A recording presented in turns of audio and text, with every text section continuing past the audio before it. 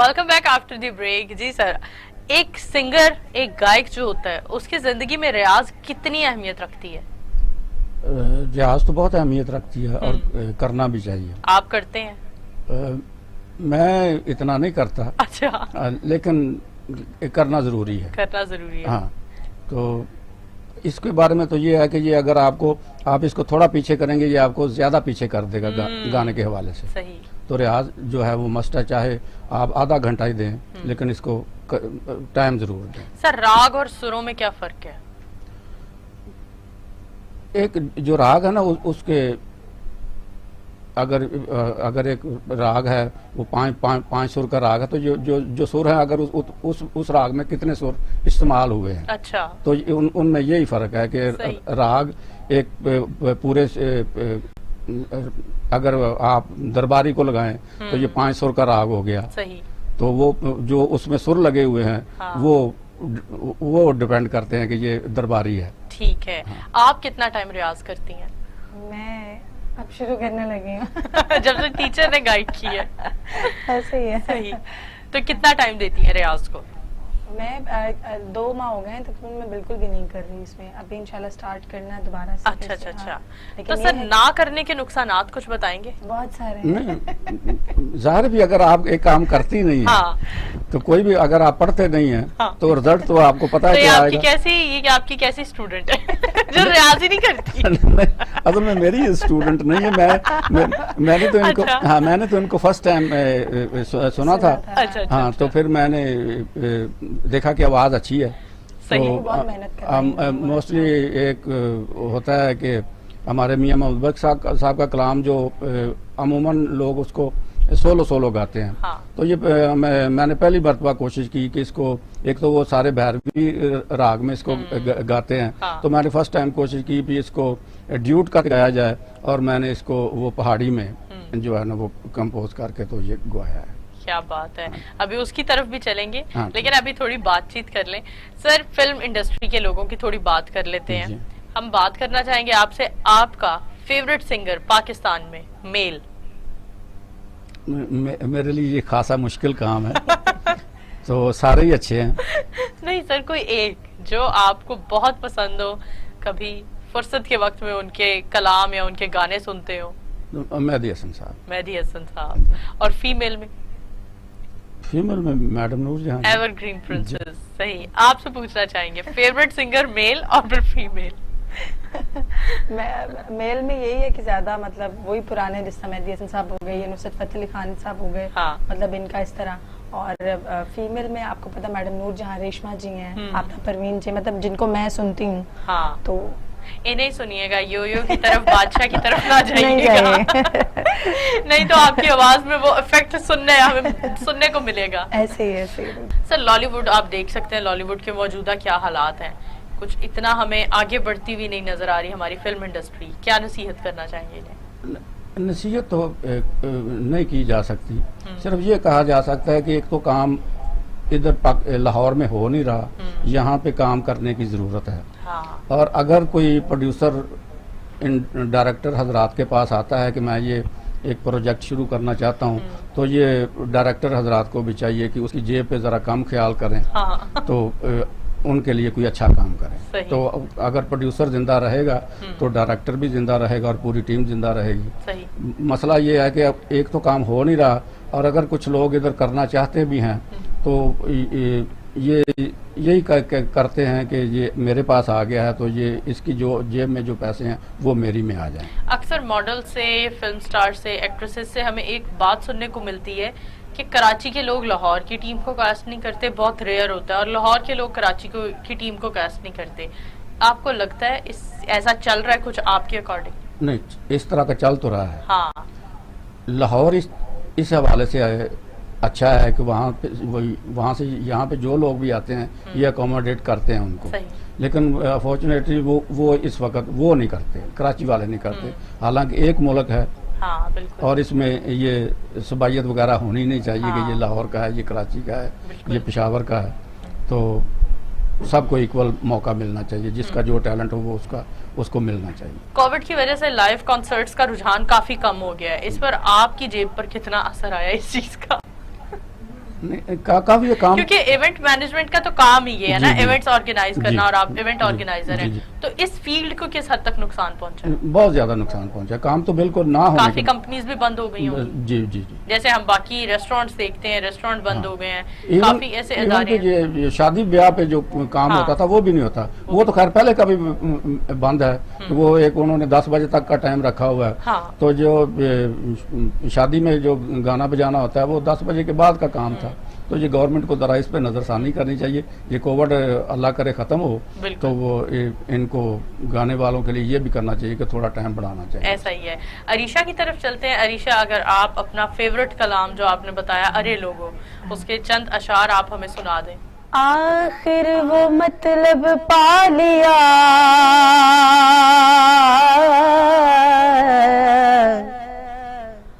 आखिर वो मतलब पा लिया, आखिर वो मतलब पा लिया, मुर्शिद ने जो हमसे कहा, आखिर वो मतलब पा लिया, आखिर वो मतलब पा लिया, मुर्शिद ने जो हमसे कहा, बिन इश्क दिल भर के सचल, क्या कुफ्र क्या इस्लाम है। अरे लोगो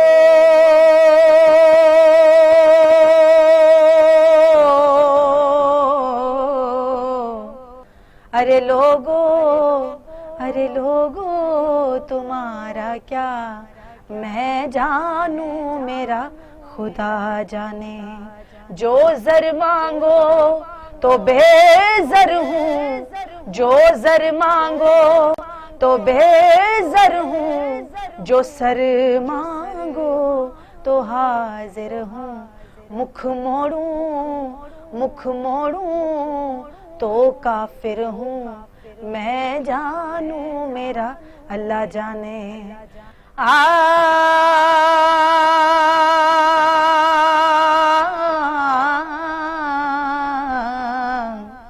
जब तक बिका न था, जब तक बिका न था, तो कोई पूछता न था। जब तक बिका न था, तो कोई पूछता न था। तूने मुझे खरीद कर अनमोल कर दिया। चढ़ा मंसूर सूली पर, जो वाकिफ था वही दिलबर। चढ़ा मंसूर, चढ़ा मंसूर सूली पर, जो वाकिफ था वही दिलबर। अरे मुल्ला, अरे मुल्ला जनाजा पढ़, मैं जानू मेरा अल्लाह जाने। बहुत खूब। आप तो इतना शायर लग रही थी, मुझे देखकर नहीं लग रहा था कि आप इतना अच्छा कलाम पढ़ेंगी। क्या बात है, बहुत खूब। अल्लाह आपको मजीद कामयाबियां दें। मौजूदा दौर में आप, क्योंकि आपकी एक जनरेशन है, आप इस जनरेशन से ताल्लुक रखती हैं, हमारे यहाँ सोशल मीडिया को लोग बहुत ज्यादा यूज कर रहे हैं, और सोशल मीडिया के होते हुए हमें उतनी तगोदो नहीं करनी पड़ती अपने टैलेंट को मनवाने के लिए, जितनी प्रीवियस सालों में लोगों को करनी पड़ती थी। तो आपने सोशल मीडिया को, टिकटॉक को, इन चीजों को किस हद तक फॉलो किया? अभी मैंने स्टार्ट नहीं किया ना टिकटॉक, और वैसे फेसबुक पे है। मतलब वैसे आपको लगता है ये चीज हमारी लाइफ में आसानियां पैदा करती है, या आप उन लोगों में से हैं जो सोचते हैं नहीं ये सिर्फ अजाब ही है? हाँ, है तो अजाब। अब क्या मतलब पहले तैयार हो और फिर वो सारा कोई कॉर्नर ढूंढे के पहले कैसे कहाँ टिकटॉक बनानी है। तो अभी तक मैंने नहीं बनाई, मतलब नहीं बनाई। सर, हमारे यहाँ आजकल टिकटॉक पर और इन चीजों पर लोग वायरल हो जाते हैं, उन लोगों के बारे में क्या कहेंगे? इस प्लेटफॉर्म के बारे में क्या कहेंगे? क्या इसने वाकई लोगों की स्ट्रगल कम कर दी है? और लोगों को, कई लोगों का, कई सीनियर हजरात का जिनका हमने इंटरव्यू किया, उनका कहना है कि इस प्लेटफॉर्म ने लोगों को हड्डराम कर दी है। लोग स्ट्रगल नहीं करते हैं, मेहनत नहीं करते हैं, किसी की शागिर्दी करना अपनी तौहीन समझते हैं, अपने अंदर ही हर कोई एक स्टार बन चुका है। आप इस बारे में क्या कहेंगे? हर काम की जो ज्यादती है ना, हाँ। जैसे ये फोन तो आदमी के है कि अगर इमरजेंसी है तो आप इसको इस्तेमाल हाँ। करें, तो इसी तरह ये भी है कि अगर आप कोई अच्छा काम करते हैं तो उस पर आप चले जाएं, हाँ। तो अब आदमी उठता है कि ये मैं ये खा रहा हूँ तो वो भी उस पर डाउनलोड कर देते हैं। अब अभी मैं इधर जा रहा हूँ तो वो भी हाँ। तो ये हमारे हाथ में एक बैड चीज आ गई है। हाँ बिल्कुल, लोगों का अब आपको अपना पर्सनल तजर्बा भी बता रही हूँ और डेफिनेटली हमारे व्यूवर्स का भी एक्सपीरियंस रहा होगा। हमने बड़ी बड़ी पर्सनालिटीज से राब्ता किया जिन्होंने हमें बहुत आजिज तरीके से, आजिजाना तरीके से अपने घर इनवाइट किया और हम उनके इंटरव्यूज करते रहे। लेकिन जब हमारा पाला पड़ता है टिकटॉकर से तो वी रियलाइज कि यार ये तो एक अलहदा ही मखलूक है, ये तो बंदे को बंदा नहीं समझते।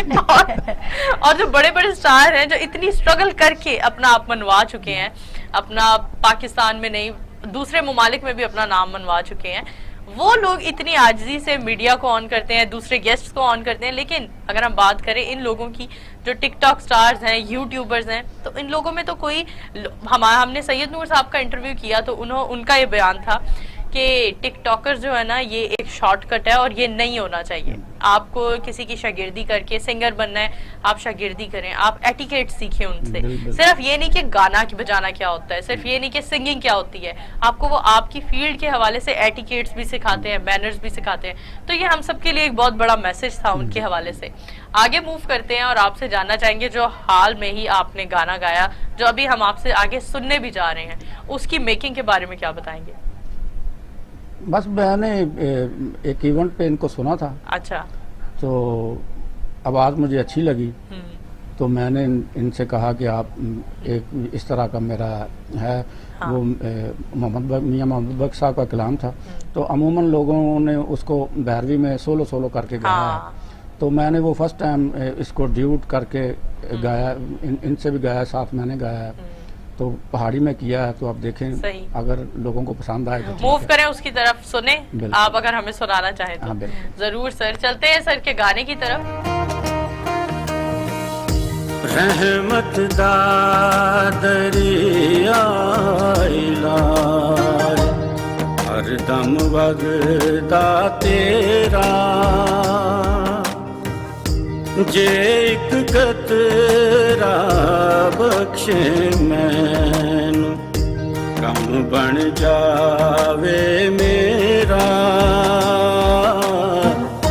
जे एक कतरा बख्शे मैनू कम बन जावे मेरा।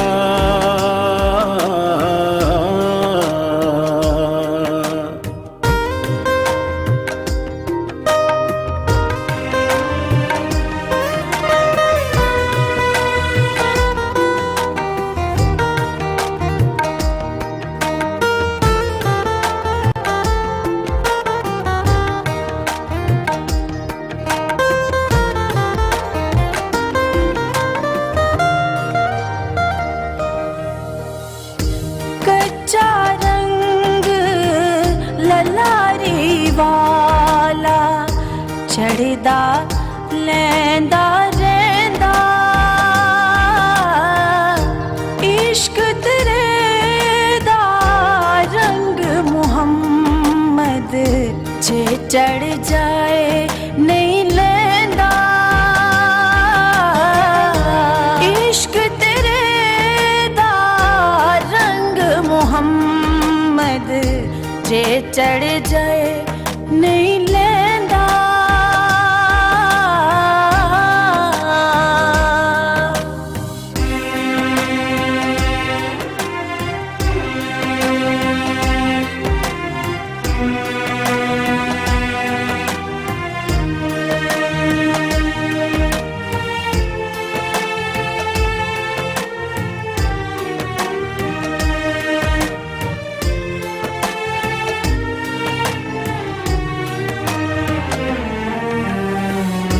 बाल चिराग इश्क दा मेरा रोशन कर दे सीना,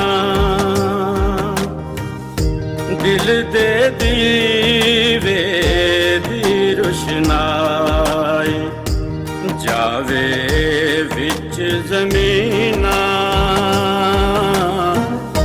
दिल दे दीवे दी रोशनाई ਜਾਵੇ ਵਿੱਚ ਜ਼ਮੀਨਾਂ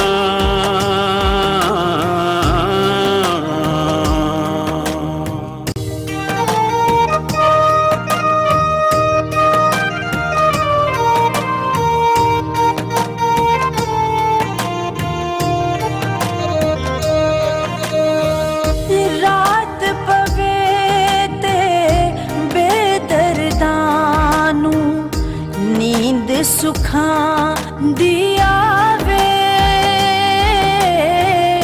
ਦਰਦ ਮੰਦਾਂ ਨੂੰ ਯਾਦ ਸਜਣ ਦੀ ਸੁੱਤਿਆਣ ਜਗਾਵੇ ਦਰਦ ਮੰਦਾਂ ਨੂੰ ਯਾਦ ਸਜਣ ਦੀ ਸੁੱਤਿਆਣ ਜਗਾਵੇ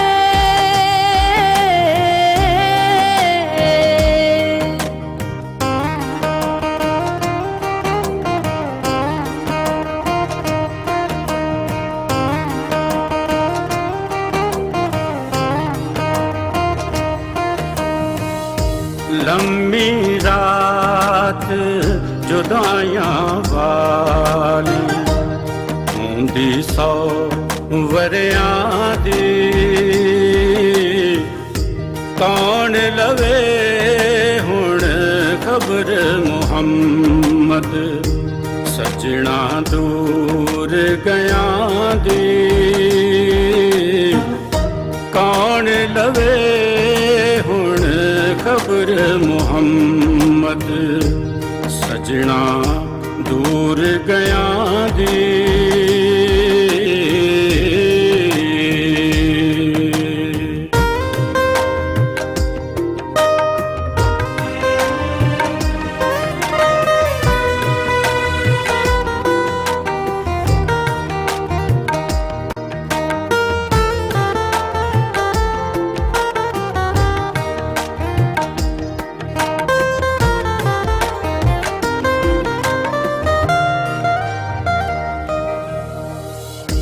ਚੰਗੇ ਮੰਦੀ ਸਜਣਾ ਕੋਲੋਂ ਸਹਿਵਾਰੀ ਹੋ ਜਾਂਦੀ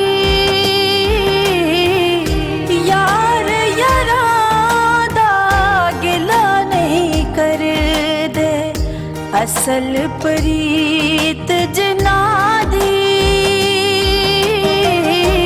ਯਾਰ ਯਾਰਾਂ ਦਾ ਗਿਲਾ ਨਹੀਂ ਕਰਦੇ ਅਸਲ ਪ੍ਰੀਤ ਜਿਨ੍ਹਾਂ ਦੀ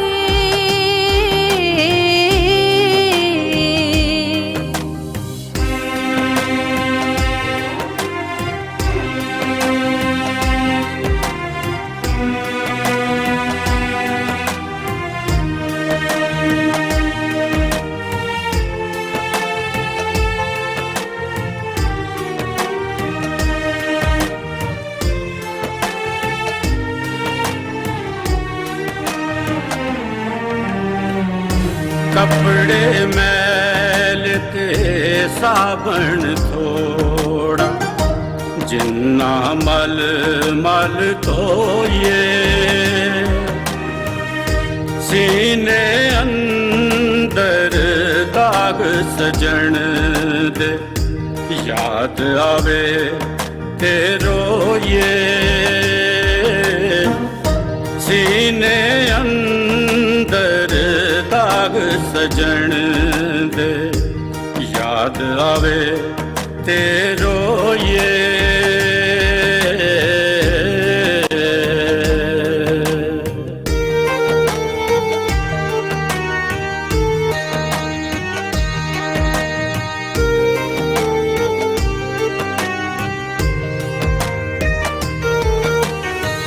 ਸੁਪਨੇ ਦੇ ਵਿੱਚ ਮਾਹੀ ਮਿਲਿਆ ਤੇ ਮੈਂ ਗਲ ਵਿੱਚ ਪਾ ਲਈਆਂ ਬਾਵਾਂ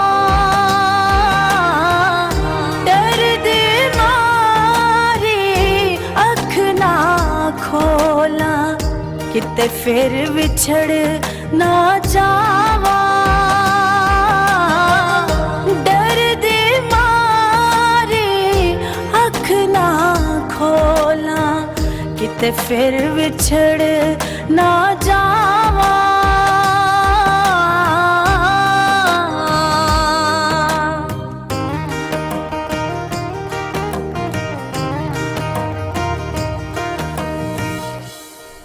क्या बात है, बहुत खूबसूरत आप लोगों ने पढ़ा Kalam sir. Thank you so much आप दोनों को। थैंक यू बोलना चाहेंगे आप लोग हमारे शो में आए और हमारे शो को 4 चांद लगाए। आज का प्रोग्राम हमारे लिए एक यादगार प्रोग्राम है। यहाँ अपने तमाम व्यूवर्स से लेंगे इजाजत। फिलहाल अपनी मेजबान नूर अमानुल्लाह को दीजिए इजाजत। देखते रहें गपशप with Noor Amanullah only on TV today. Allah Hafiz.